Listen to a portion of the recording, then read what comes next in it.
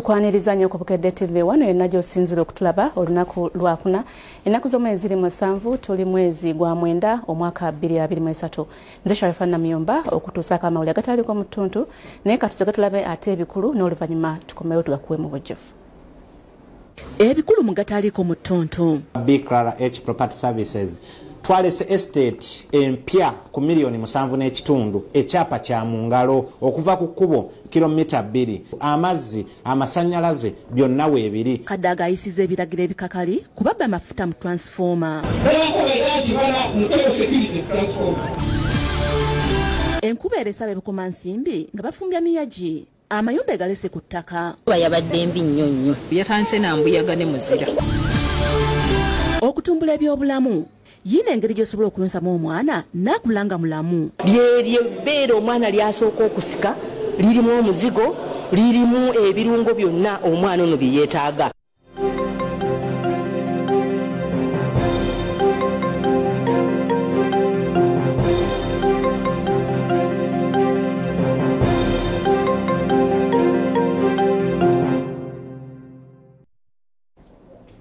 Nyongera okwaniriza ku Bukedde TV 1 mawulire agataaliko mu ttuntu. Ntandikidde mu kibuga Kampala ng'eno enkuba ekedde okutonya etataganyiza emirimu era wano abasuubuzi balanyanidde gavumenti esobole okubakolera emyala.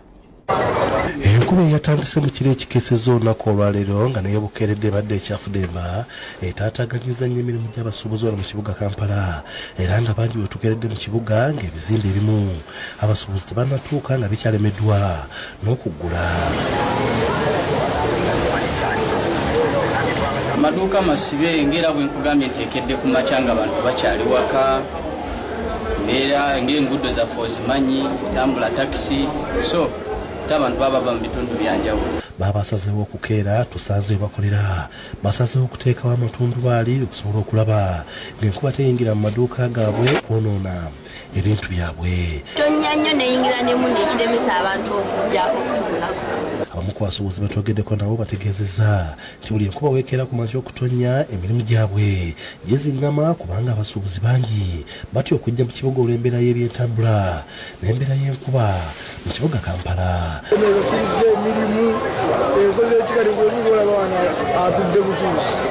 Tetukoze era kati okola otya abantu nga tebatambula mu nkuba olaba enkuba yonna abantu basibye amatundu bala abantu tebakyatambula we basibidde weewo.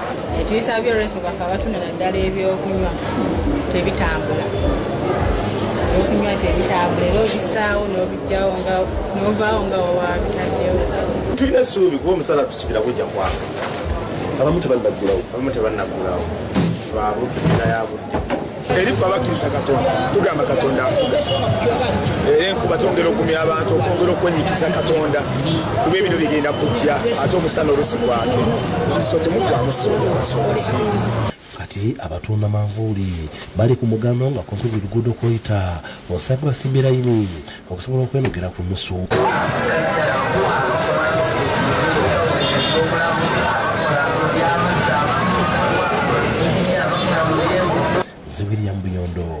Bukedde TV.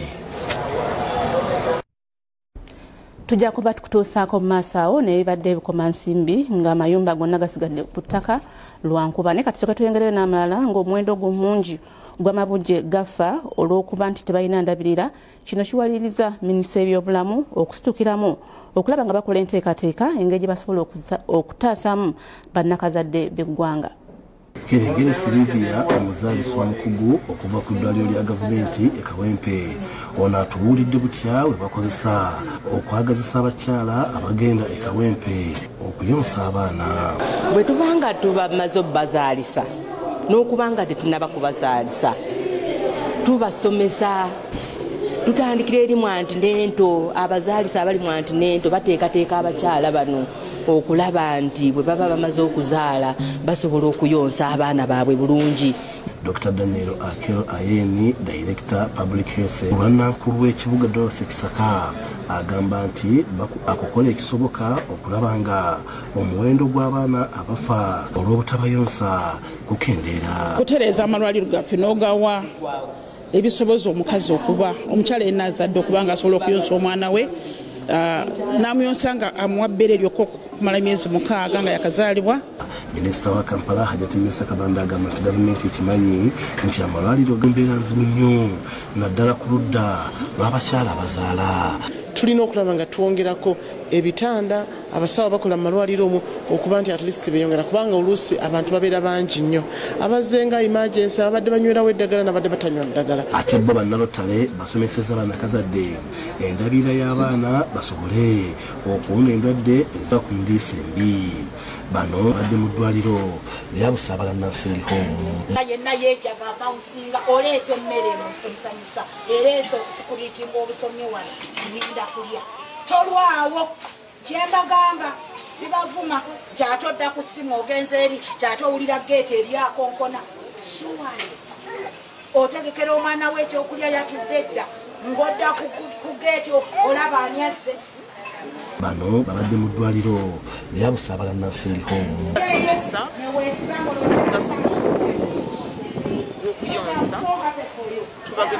Tubasomeseza omugaso gw'okuliisa abaana nga bamaze okubayonsa okumala emyezi 6 nga tebabawadde kintu. Mukyala Sarah Nkonge eyaliko mmeeya wa Kampala yeebazizza abakyala okujjumbira enteekateeka eno.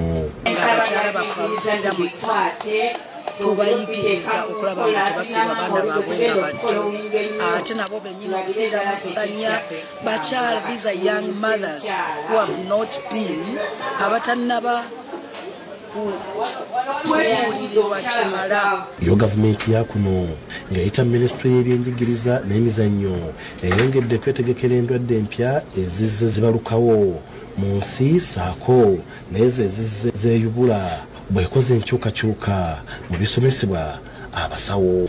Alwana okulaba nga omutindo gw'amasomero gonna gutegerekeka era nga gusobola okutwala abaana abanaasoma obusawo naye nga bwe bafuluma bonna bafuluma nga bali ku mutindo. Minisita omubeezi w'ebyenguudo Fred Byamukama nga yakiikiridde minisita w'ebyenjigiriza Janet Kataka Museveni ku Imperial Resort Beach Hotel Entebbe.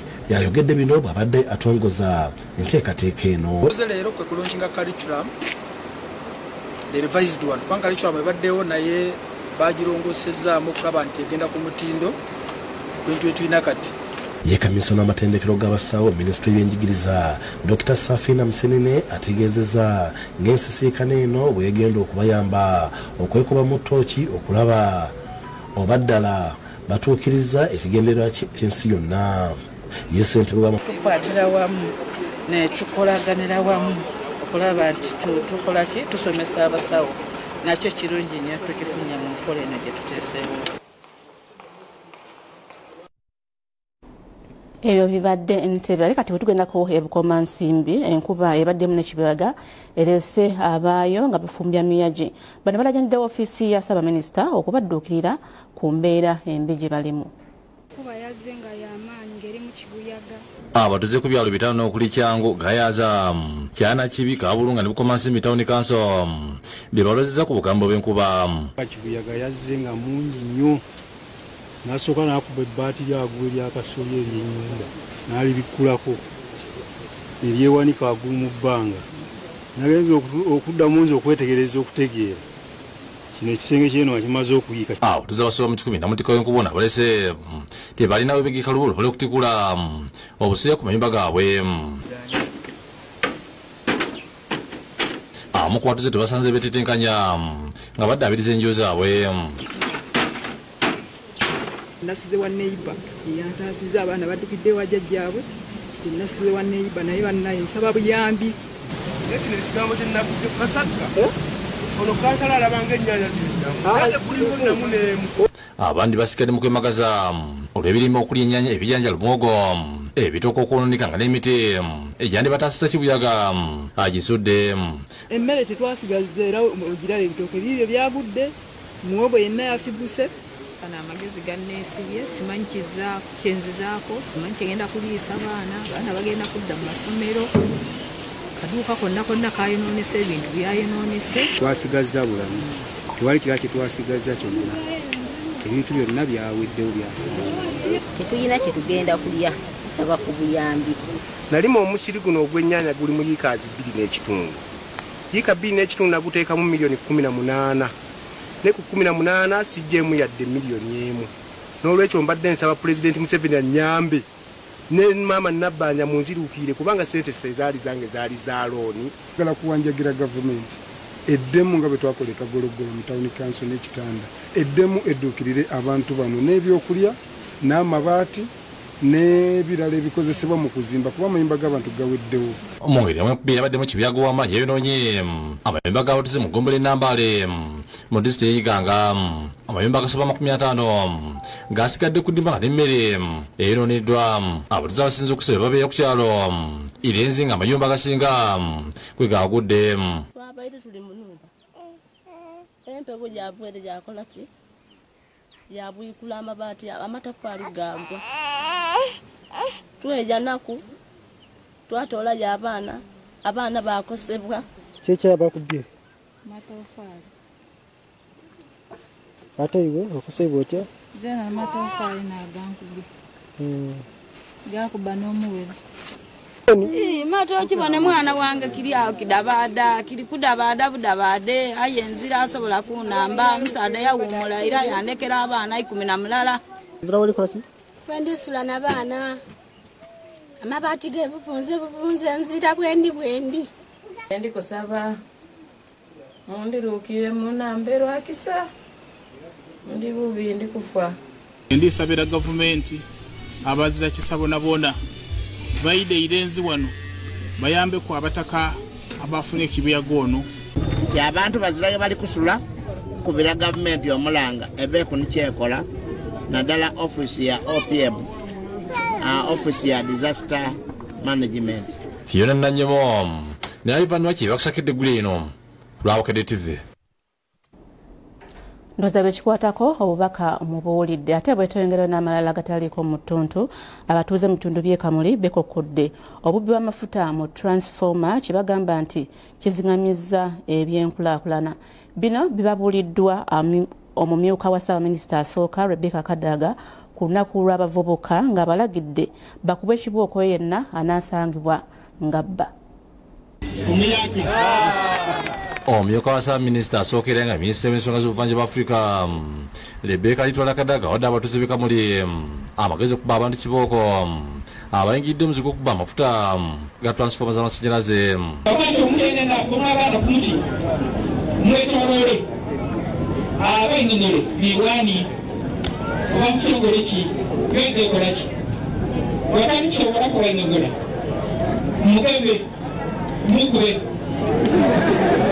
Kadaga ategeeza nti abakikola amanyikiddwa naye nga babonereza ebyalo ababiba tubaidi nabakobaira nti bana muteo security transport tumukola ne DPC w'Ejjinja abantu abangi betukwata baba Bukedde n'Ejjinja netumukatagana mu DPC abyogedde ku olw'okukyakuza kw'abavubuka ab'e Kamuli ogubadde ennawangayize mu Ggombole Balobole e Kamuli kivudde ku bakulembeze b'e Kamuli okulajjanira ebikwatako okubayamba kubibwa amafuta ga transformer abakulembeze nga bakuliddwa mu mbaka wa Bugabula North Teera John bategeeza nti obibwa amafuta mu transformer obadde bususse mu kitundu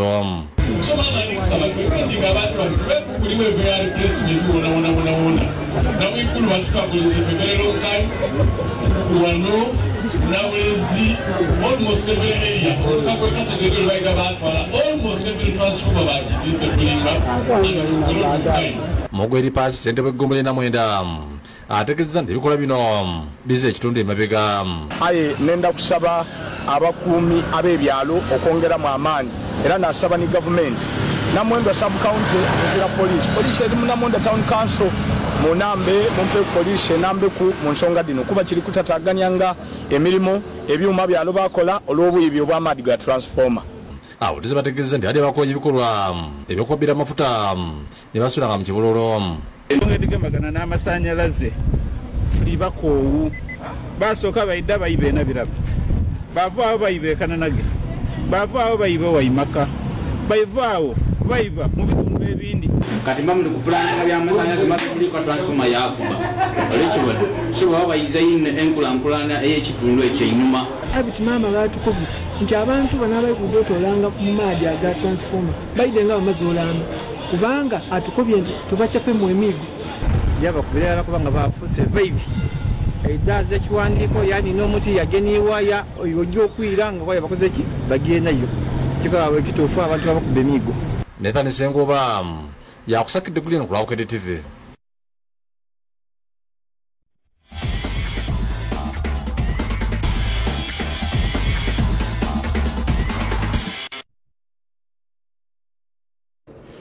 Webale kubeera ng'oli ku Bukedde TV1 agenda maaso n'okubeera ng'otaba olunaku luno olwaleero gano ge gataliiko mu ttuntu nga gabyamizannyo yenze Mpaji Farit nga tutandikiddeko mu ggwanga erya Uganda ettiimu ey'eggwanga erya Uganda eya Uganda Cranes olunaku luno olwaleero egenda kubeera nga eyingira ensiike nga evuganya n'abakulu ab'eggwanga erya Niger mu mpaka eza Africa. Uganda omupiira egenda kubeera nga eguzanya ku ssaawa 4 ez'ekiro eky'olunaku luno olwaleero era nga mu kiseera kye kimu ne ttiimu y'eggwanga ery'abakulu bano aba Tanzania nabo bajja kuba bagenda maaso n'okubeera nga bazanya ne ttiimu y'eggwanga erya Algeria nga Uganda yeetaaga ogenda maaso n'okulabika nti nno ewangula omupiira gwayo.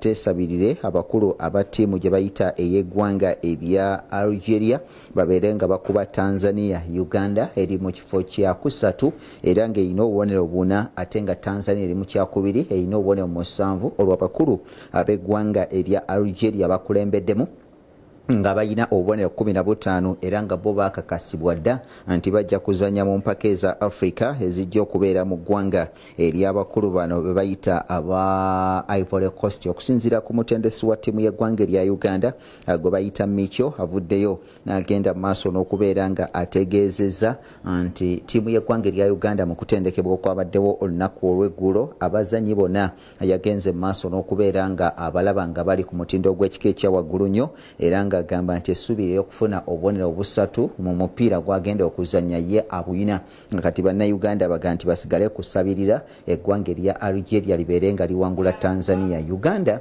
gye buvuddeko emabega kaawo oba empaka eza Nations Cup ez'omulundi ogwaggwa tebasobola kuzeetabamu era nga Uganda yalemererwa okubeera ng'eva mu kibinja wabula bukyanga Engineer Moses Magogo ajja mu kuddukanya omupiira mu ggwanga erya Uganda nga omukulembeze. Uganda yakiika emirundi 2 egy'omudiringana kati ate omulundi ogwaddakaawo ebintu tebigenda maaso n'okubanga tibyatambula bulungi n'omulundi guno ekyagenda maaso n'okulabika nti nno gyerwanako okubanga eva mu kibinja egende mu mpaka eza Africa ezigenda okgenda maaso n'okubeera nga zizanyibwa n'eggwanga erya Ghana nalo ligenda kubeera nga liri mu nsiko olunaku luno olwaleero era nga nabo bajja kubeera nga bagenda mu maaso n'okubeera nga balwanagana balabe nga bayitawo okugenda ku luzannya oluddako. Ghana yeetaaga kuwangula omupiira gwayo n'abakulu bano aba Angola nabo bajja kuba beetaaga okuwangula omupiira gwabwe okuyitawo okugenda wali mu ggwanga erya Ivory Coast mu kuba nti no bazanya omupiira.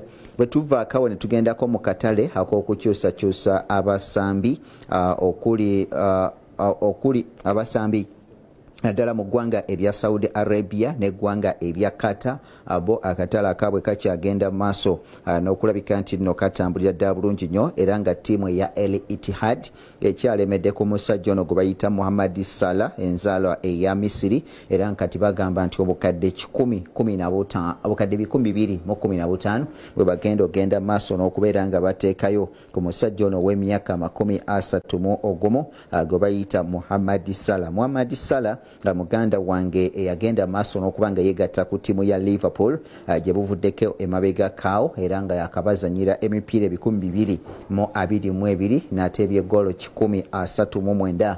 Abakulu bavuddeyo ne bagamba aba ttiimu ya El Ittihad okuva mu ggwanga ery'abakulu bali be bayita aba Saudi Arabia nti bamwetaaga agende maaso n'okubeera nga abayambako mu nkola ey'okunoonya amagolo. Jjukira nti Muhammad Salah y'omu ku abo abaatebedde ttiimu y'abakulu bano aba Liverpool biro gwe basembyeyo okuzanya ku lunaku olw'Essande nga bakuba Aston Villa eggoolo zaabadde 3 ku bwerere. Muhammad Salah yabadde omu ku abo abaatebye. Ttiimu ye y'eggwanga erya Egypt yagamba nti engeri gye bayitawo edda ku lukalu lw'omuddugavu Africa tebagenda kubeera nga bamuyita okubanga bamusumbuwa, baga nti kasooka amalirize ensonga ze eitha okusigala mu klabu ya Liverpool oba okugenda mu ggwanga erya Saudi Arabia mu ttiimu eya El Ittihad. Ono akyalina emyaka 2 mirambirira ku kontrakiti ye gye yasayininga ne klabu ya Liverpool. Ate bwe tuvaakawo ne tugendako mu klabu ya Arsenal, omuwulutanyi waabwe owa Arsenal gwe bayita Nicolas Pepe we twogerera bagamba nti essaawa yonna ayinza okwegatta ku ttiimu gye bayita ya Transespo okuva wali mu ggwanga eri abakulu bali abatake okusinziira ku nteekateeka nga bwe zitambula. Ono yeegatta ku klabu ya Arsenal gye buvuddeko emabega kaawe era n'ateekawo likodi nti ono baamugula obukadde bwali 7.5. Arsenal negamba nti egenda musasula mu myaka 5 ne we twogerera bakyasasula, wabula sizoni ewedde ono yalemererwa okulabika nti afuna ekifo ekisooka mu klabu ya Arsenal. Aba Arsenal ne bamusindika ku butaka wali mu ggwanga erya Bufalansa mu klabu ya Nick n'agenda maaso n'okubeera nti no abakubira eddiba, wabula sizoni yaggwako ne bamukomyawo aba Nick nga balaba nti tebamalaako naye n'akoma mu klabu ya Arsenal gyali, naye nga mu mawanga amalala yo akatale kakyali kaggule kati bagamba nti ayinza okubeera nga atambulamu. Ate n'omuwulutanyi owa ttiimu ya PSG gwe bayita Marco Valletti enzala eya Italy bagamba nti naye muganda wange alekulidde klabu ya PSG yabadde agenda maaso n'okubeera nga azanyiramu era nga ajjukira nti ono ayina emyaka 30 agenze mu ttiimu gye bayita eya El Alabu okuva mu ggwanga erya Qatar era nga agenze kubeera nga abayambako asobole okulabika nti no bano bakola bulungi nnyo wali ku lukalu lwa Asia. Ono asayininze endagaano ya myezi 18 ng'agenda maaso n'okubeera nti no abasambira omupiira wali mu ggwanga erya Qatar. Katumusabire agende maaso n'okuba nga akola bulungi. Abazannyi abasinga bonna balekulidde ttiimu y'abakulu bano aba PSG kakati PSG erina okuddamu nesobola okubeera ng'efuna abasambi abalala. Ebisingakaawo omuli Balando ajjukira nti no listi y'abazannyi 30 efulumiziddwa ekiro ekikeeseza olunaku luno olwaleero era abavubuka nga ba Messi, abavubuka nga ba Bakayo Saka, nga ba Martin Odegaard, abasajja nga ba Ika Gundogan abonna bali ku listi eyo gye bayita eya Balando, wabula Ronaldo taliiko. Byonna bigenda kujja mu programu yaffe eya Firimbi. Alolian Lubulwa, Isaac Mukasa ne Brian Masembe bajja kubeera bagazi y'enteekateeka eyo. Kankuzeeyo wa Sharifah Namuyomba abeere nga akusiibula.